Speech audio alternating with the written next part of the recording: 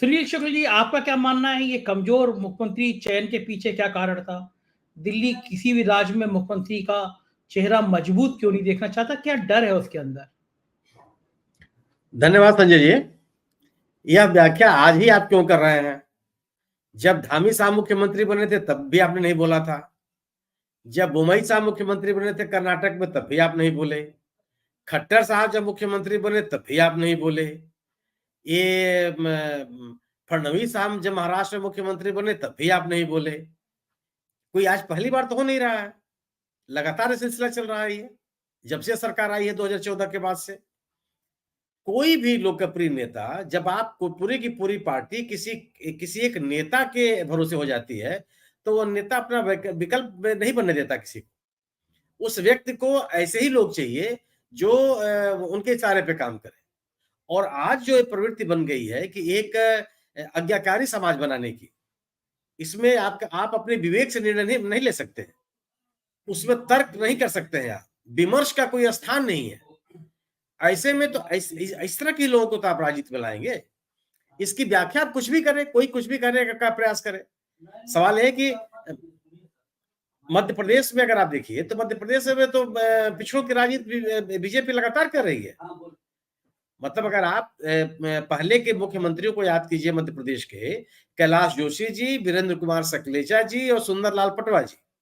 इसके बाद जो मुख्यमंत्रियों का सिलसिला शुरू हुआ, सभी पिछड़ों के नेता हैं, चाहे उमा भारती जी रही हो, चाहे बाबूलाल गौर जी रहे हो और चाहे शिवराज सिंह चौहान जी रहे हो, सब पिछड़े हैं। वो जाति समेकला का कोई मतलब नहीं है। तो एक स्थिति वही बन रही है। आप अगर आप आदिवासियों की राजनीति की बात करते हैं, कोई ये तर्क देता है कि मध्य प्रदेश में आप याद कीजिए कि पहली सरकार जब बनी थी छत्तीसगढ़ में, तो उसमें क्या हुआ था? कांग्रेस की सरकार बनी और विपक्ष का नेता कौन बना? नंद कुमार साह।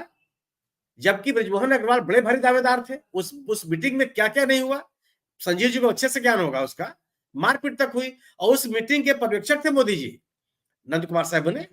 और बृजमोहन अग्रवाल को पार्टी से निकाला गया, निलंबित किया गया था उस घटना के बाद, एक आदिवासी नेतृत्व पैदा करने के लिए वहां पर। ये कोई इसमें वो नहीं है। और राजस्थान की अगर आप बात करेंगे, राजस्थान की राजनीति हमेशा सवर्णों के इर्द गिर्द रही है।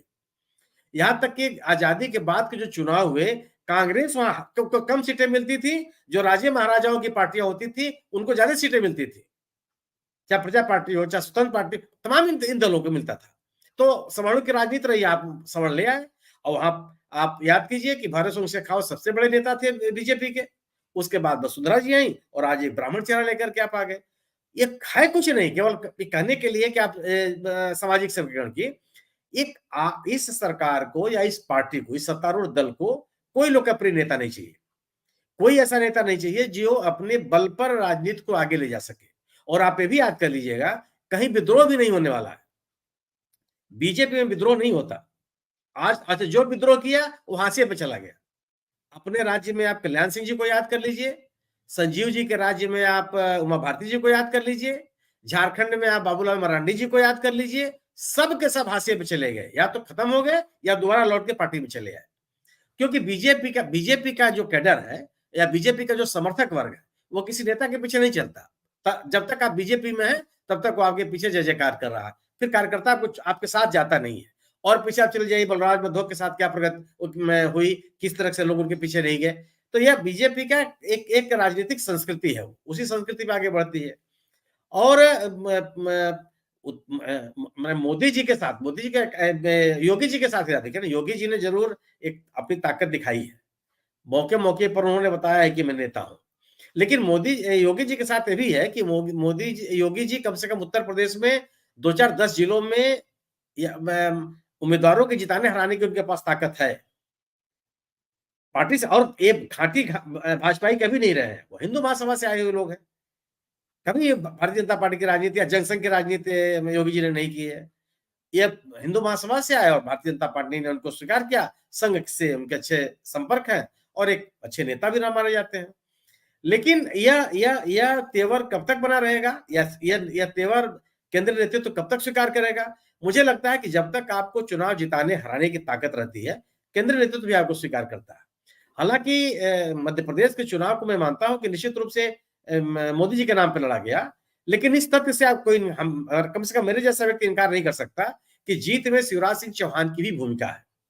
क्यों अलग एक अलोकप्रिय मुख्यमंत्री आपको इतनी बड़ी जीत नहीं दिला, एक अलोकप्रिय मुख्यमंत्री की सरकार आपको इतनी जीत नहीं दिला सकती, संभव नहीं हो, कोई भी कितना भी प्रचार कर ले। राजस्थान में भी मैं मानता हूं कि वसुंधरा जी का एक योगदान है, और अकेली नेता रही हैं जिन्होंने कम से कम 50 विधानसभा क्षेत्रों में प्रचार करने के लिए गई। बाकी बीजेपी का कोई नेता नहीं जा पाया।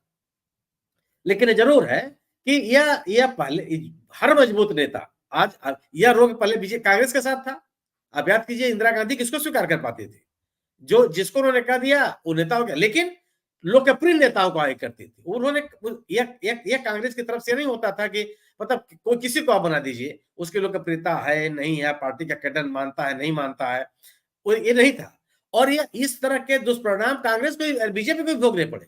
आप उत्तराखंड में देखिए, आप ना आपने मनमाने तरीके से किसी को मुख्यमंत्री बना दिया, परिणाम क्या हुआ? एक ही कार्यकाल में 3 मुख्यमंत्री बनाने पड़े आपको।